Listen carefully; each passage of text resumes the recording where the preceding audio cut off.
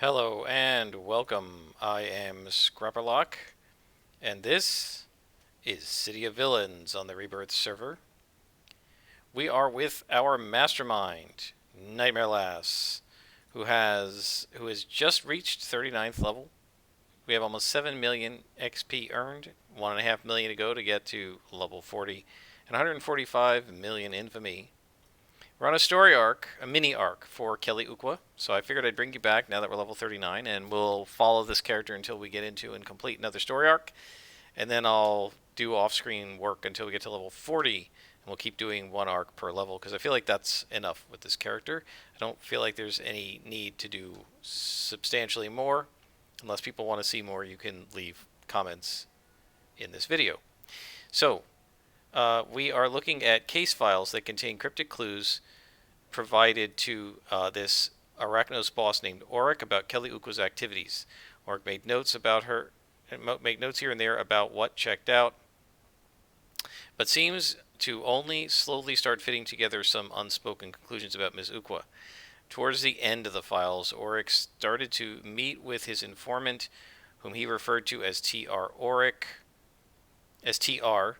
Auric's notes also start to take on a paranoid tone as he starts wondering about all the people around him and who's one of them, who or what they are supposed to be is never mentioned or written out. TR must stand for Timothy something, and then when we questioned Auric, he admitted that it was Timothy Raymond, so we're now going after him. So this has been a series of 2 or 3 missions, one after another, without going back to the contact, what I call a mini arc. There's no little book icon next to her, so it's not a full-fledged story arc. But it is a mini arc, and I thought it would be interesting enough to bring you back. Also, in terms of our alignment, we are now full-fledged villains of the villain alignment. So we won't be doing any more tip missions. And once we hit level 40, we're going to go into Granville and do our last set of contacts in Granville. But for right now, we're working on Kelly Ukwa, and then we have one more contact in Nerva, which we might be able to do still, which is Technician Nailer. So we'll try to get into his story arc as well. And once that's done, then I'll bring you back at level 40. In terms of our slots, I've got a bunch of enhancements to sell. In terms of our slots, I added 2 slots to Painbringer so we can recharge it as fast as possible. And I added a slot to Anguishing Cry. I figured we could put a defense debuff I think we could put a defense debuff on there. So I'm not sure if we're going to do a 6th slot on there, but at least 1 defense debuff I think is worth it, since that seems to be working pretty well for us. Alright, so now we talk to Timothy Raymond, and he says, I thought we were going to have a mission against him, but I guess not. I knew this was coming. When Auric didn't arrive for our meeting, I issued a warning to him, but he thought he'd be safe. I guess he learned paranoia alone, insufficient security. So, did you do it? Or did she have one of her own people take him out? Or really, I guess the question is if it's my turn. But if that was why you're here, you'd have done it already, wouldn't you? Tell her, I get the message. I'll keep myself exterior cray business. I get the warning, but I'd like to request answer single question. I know you're a villain. I know you're in all this for the money or the power or the revenge or whatever, but working with her, how can you live with yourself? And now we call Kelly Ukwa, who says, So, Auric's source was Timothy Raymond. Oh, I know him. I even tried to help him once. It's a sad but fascinating case. He was abducted by the Lost, and now he has vivid hallucinations about the strangest things. The rumor is that Mr. Raymond is slightly psychically active, and so centers much of his delusions around the Richte. He's caused trouble for my department before, but I really can't bear to see the poor man put out of the way.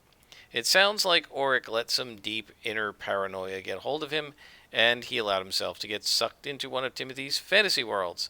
It's a good thing we put a stop to the situation before it became problematic. I'll make sure that my superiors smooth things over with Arachnos for you.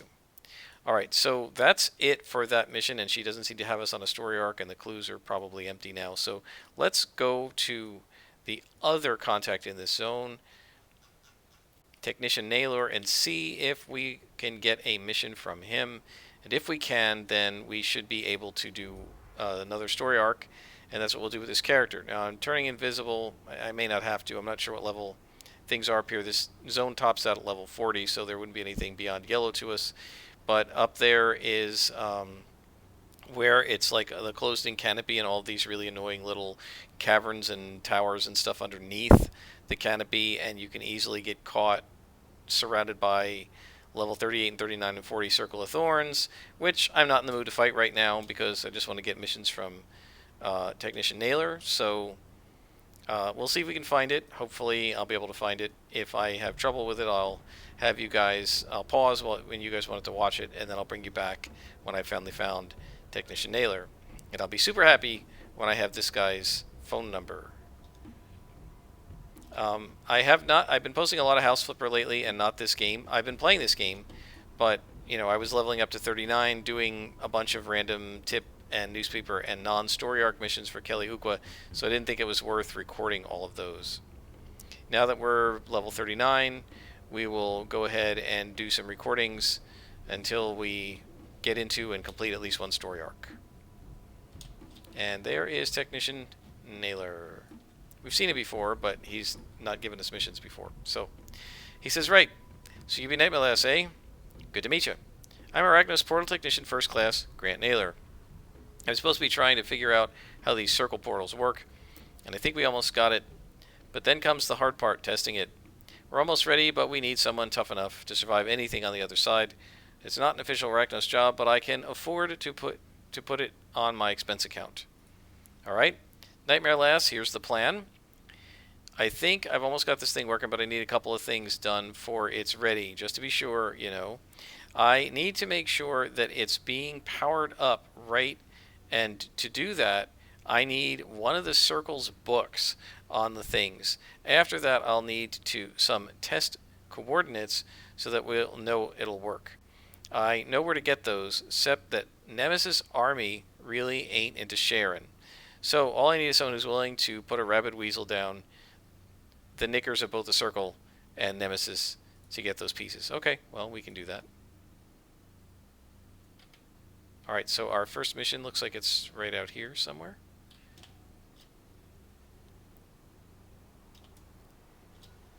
So this is going to be take a book from the Circle, and then probably a second mission that's going to be go do something with the Nemesis. And so, at least theoretically, we should be able to do those two in this episode. We'll see what happens. So there's a green con. I'm going to go ahead and go inside first, so that we don't aggro the guys outside while we're trying to summon demons. Not that a green con is any serious concern, but not in the mood to deal with it. So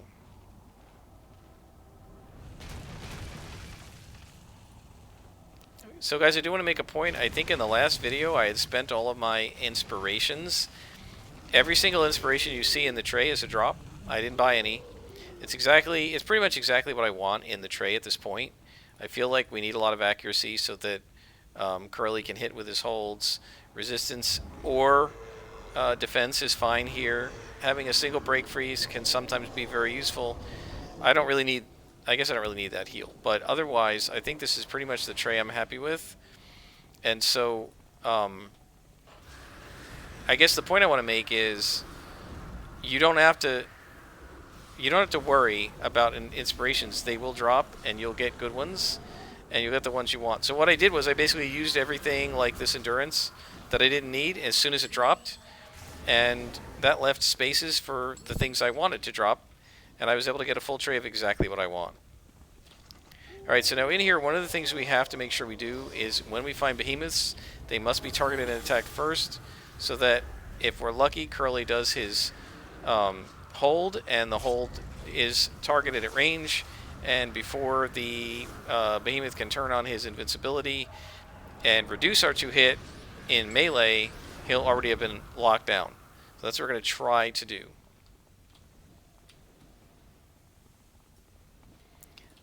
Of course, Airthorn casters are not as much of a problem as Earththorn. Obviously, the casters are a higher priority to lock down than the minions. So at this point, the regular minions. So at this point, what we're going to be trying to do is open with the priority target other than a boss, so that Curly will do his hold on them and stop them from doing whatever annoying things they do. Now, we do have a Behemoth Overlord. They're not the behemoths we have to worry about. But I do want to see if we can pull some of these guys out of the area so that we don't aggro too much at once.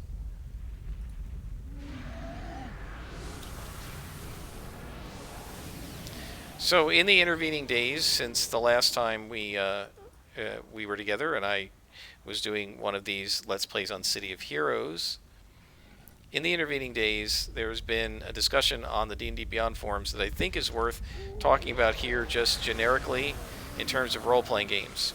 Now, this was originally written by a DM in regard to his players, but you could easily apply this to any role-play guild of players in an MMO, including City of Heroes. The DM's idea was he had one player who was playing a character that was an Aasimar. Aasimars are basically angelic creatures. He had another player who was playing a character who was a tiefling. Tieflings are sort of like half demons.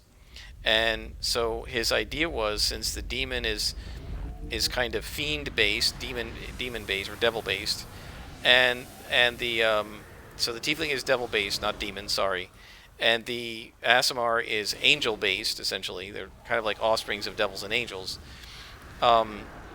He wanted to have them have a conflict. And so he had worked out this plan where they each had a patron, and he thought he could have each patron's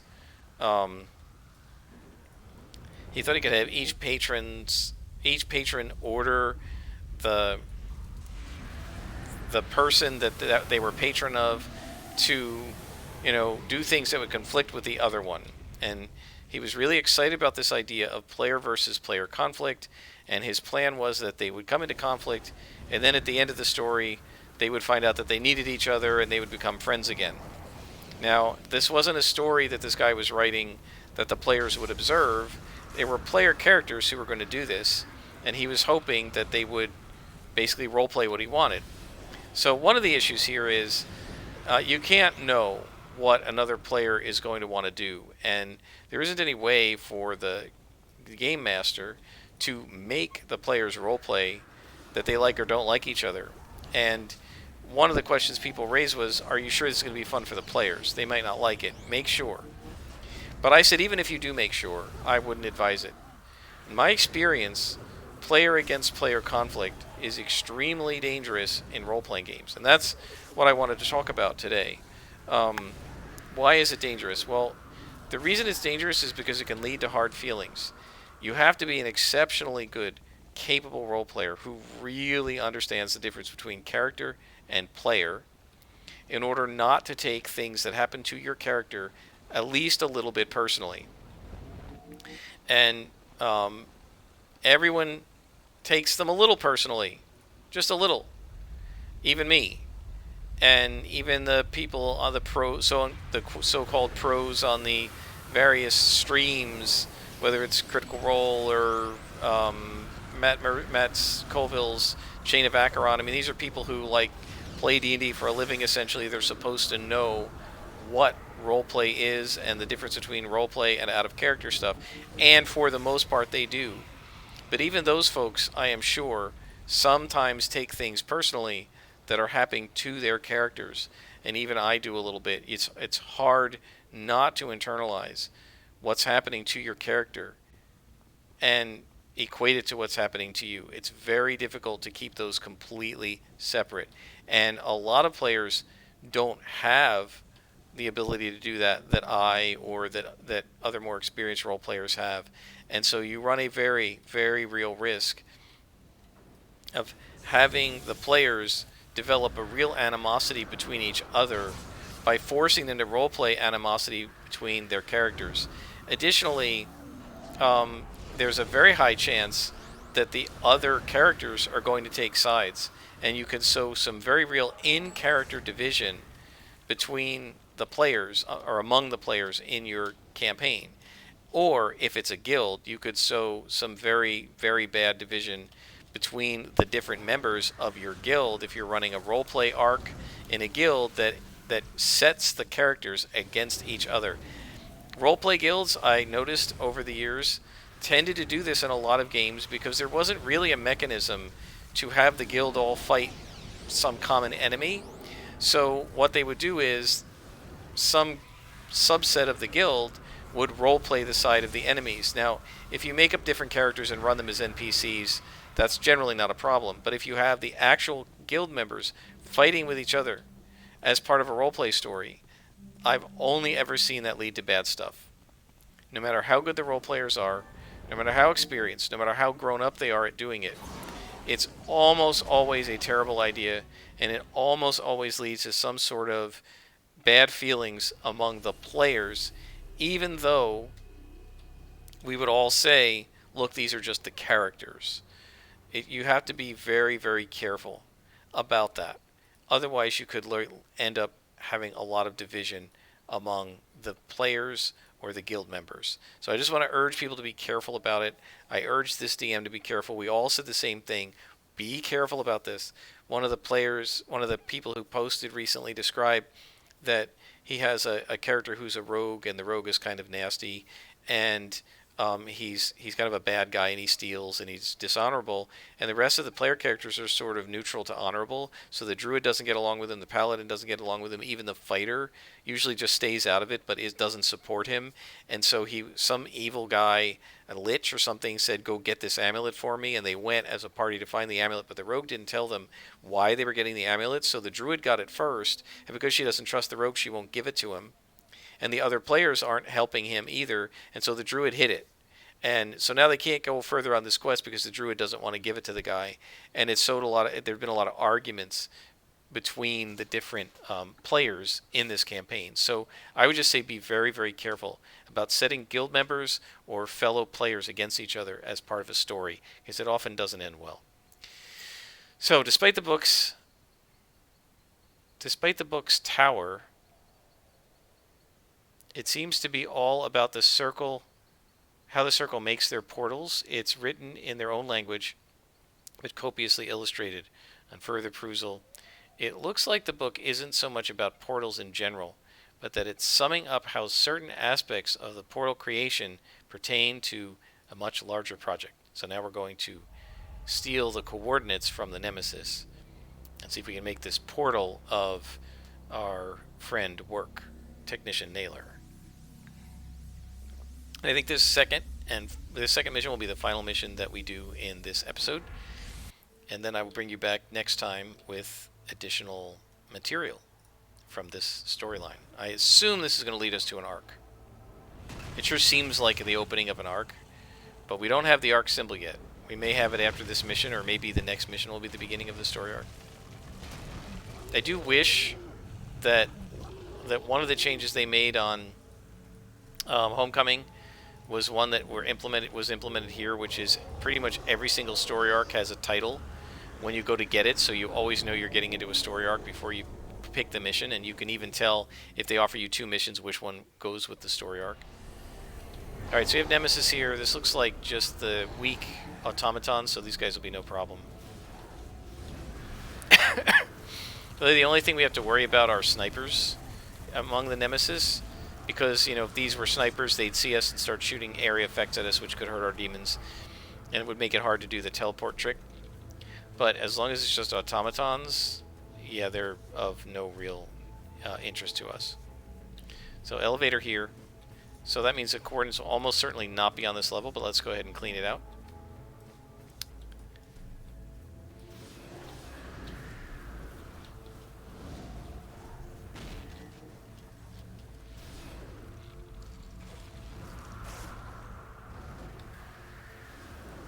Yeah, so one of the things you have to be very, very careful of in a guild is cohesion, right? The cohesion of the guild.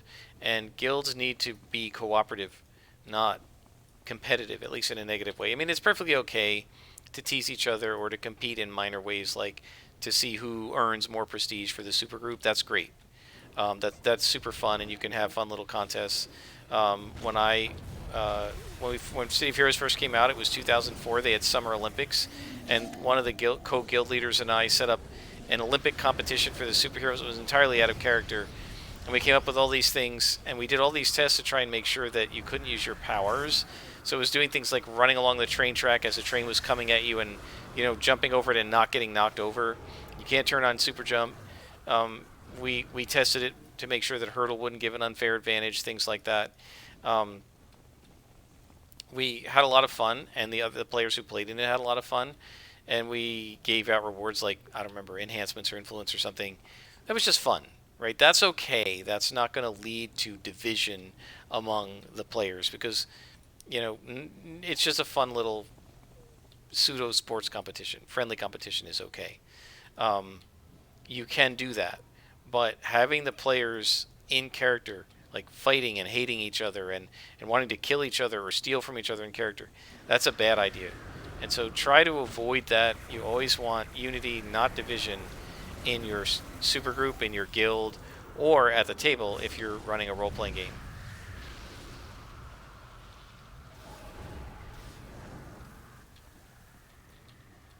Just like we wouldn't want our little demons fighting each other. You don't want your players fighting with each other. It's often very difficult. Much of it goes to maturity.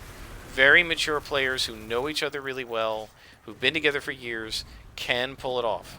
And I think this is one of the problems. People watch these streams like Chris Perkins, I can't remember what his is called, or Critical Role or Chain of Acheron, and they see players doing things like attack each other or what have you, and they say, well, like they can do it, why can't we? Well, those guys have been together for years. They're longtime friends. In the very first episode of Chain of Acheron, spoiler alert, in the very first episode of Chain of Acheron, Lars's character, Red, the captain, Lars's character is, I think his name is also Red though. His character is killed, like two-shotted by this mega demon. There's clearly no chance for him to survive. It was a setup, right? And when Lars is not an emotive guy, so he was just sitting there after his character died. And he didn't say much, and just kind of watching what happened. And he seemed to the viewers like he was sulking, right? Lars is sulking. Colville killed his character. What a crappy way to start an adventure. And Lars had to get on there on Twitter later or on the Discord and say, guys, I wasn't, it's fine. I knew it was going to happen. He and Colville had planned this for months, and we just fortified these guys, which is unfortunate. So we got to do lieutenants last. Forgot about that. They had been planning this for months, and he knew his character was going to die in the first episode. And he was fine, right? He wasn't mad. So you watch that, right? And you watch Matt Colville as DM wipe out a character in the very first episode, and you think, okay, as a DM, it's okay for me to kill off my player characters at the beginning of the adventure, and you sit down with a bunch of new players who don't even know you very well, and you kill off one of their characters. Well, that's not what you want to do. That's a bad idea, because you don't know those people, and you can't expect them to react the way somebody who's been playing for years and knows the DM really well is going to react. And so, and I would argue, even if you know people really well, you shouldn't necessarily do this stuff unless you're sure that they're okay with it. And even if they say they're okay with it, sometimes you can't believe them because they'll say they're okay with it and then they're not happy. So you have to be very careful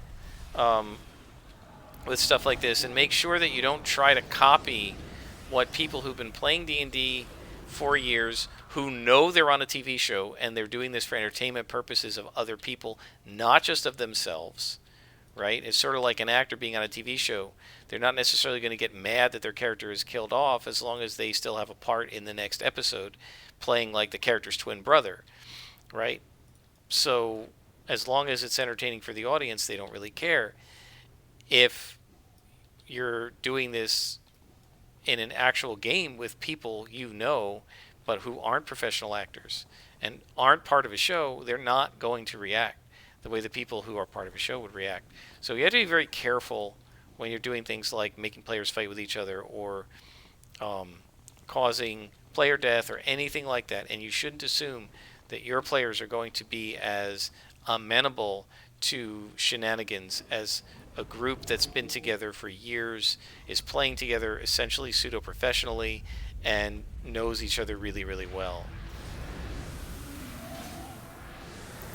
And you always have to remember that these shows are shows. They're TV shows, essentially. They're on YouTube or Twitch or whatever, but they're basically TV shows. and they're no more. You shouldn't try to do what the TV show does any more than you would try to do what a TV show does if it's fiction, because a lot of this is fiction. Yeah, they're really playing D&D, they're rolling the dice and stuff, but they also know they're on TV, they know it's a show, and they're doing things that they probably wouldn't do if it weren't a TV show, right? If they really were just sitting in each other's living rooms, there are things they do on these shows that you would not do in each other's living room, but they're doing because it's a show and it's entertaining to the audience. And one of the goals that they have is to entertain the audience, right? You don't have an audience in your game. You're just playing by yourself. And so you shouldn't be treating the players as if they are, players on a TV show trying to entertain an audience, right? Just like with this, I do things on this stream that you wouldn't necessarily do if you're playing by yourself, because I don't want to bore the audience, right? And so sometimes I'm maybe less cautious than I would be. Sometimes I'm more cautious than I would be because I don't want to die and waste the time while I'm streaming of the death, right? And that's a time sink. That the punishment that City of Heroes gives you for dying is essentially a time sink, right? And that's fine. I don't mind that as a death penalty as a player. But as a host of a TV show where I am narrating what's going on, it is not interesting to the people watching to watch me go through a time sink, correct?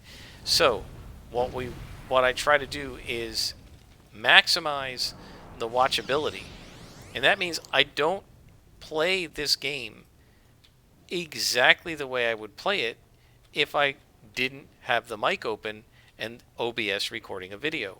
And so you can't necessarily look at how I play on video and say this is how one should play City of Heroes. I'm close, but first of all, you don't play City of Heroes yammering away to an empty room, and you also don't have to solo City of Heroes. As a great example, we haven't done any group content, we haven't done task forces, we haven't done trials, we haven't done incarnate stuff. We're not going to. Why? Is it because you're not supposed to play that in City of Heroes? Of course not. It's because I can't record that, because in order to do it, I need to be with a group of people, and I don't want them to get screwed up by the fact that I'm distracted by recording. So although you can get some idea of what it's like to play City of Heroes watching me, this isn't, quote unquote, the correct way to play City of Heroes. And if you were trying to emulate me and just do what I do, you're going to miss a huge amount of content of the game that's a lot of fun to a lot of people, which is the group content. So that doesn't mean you shouldn't watch a show like Chain of Acheron to get some idea of how D&D works. Sure, you can. And it's certainly worth watching for entertainment purposes. So is Critical Role, so is Acquisitions Incorporated, and all these other ones. They're great fun to watch, but be careful emulating them, especially emulating the things that they're doing for the show, right? Huge character drama in between the players is something they do on purpose for the show. But it's not something that necessarily will work at a gaming table, especially if you have inexperienced players, players who don't know each other, or players who aren't in the mindset of, we have to create drama for the cameras, right? They're doing it on purpose. There are no hard feelings because they know the drama is being created for the cameras. But that's not necessarily going to work at a gaming table. So just be very careful, and especially be careful setting your characters against each other on purpose, because that can lead to hard feelings amongst the players. That's true if you're doing a role play event in a guild. That's true if you're doing something at the table in D&D, and so forth. So just be careful with that, folks, because it can lead to hard feelings. All right, so let's take a look at the clue. And the clue says, the reports of the Nemesis Army Exploration Corps cite dozens of different parallel dimensions and list the coordinates for many of them. And so now we're going to go back to Technician Naylor, and I will pause here, and I'll bring you back when we are there to speak with him. And then I think we will stop for this episode. So I will be right back with Technician Naylor. And folks, we're back with Technician Naylor, and he says, perfect! You're absolutely brilliant, Nightmare Lass. I hope you didn't have too much trouble. Nemesis likes to use those creepy office robots in places like that. Marvelous engineering. They look really human, till you get too close at least. And those were probably the older models. Anyway, We should have this up and running in no time now. So let's see, are we on a story arc? We are not. But we will keep trying to do missions for him. Hopefully he will put us on a story arc in the next mission or two. I will log out here so that I'm ready to go. Next time, we will do 2 more missions for Naylor and see if we can get onto a story arc for him. Until next time, I am Scrapperlock, and this has been City of Villains on the Rebirth server.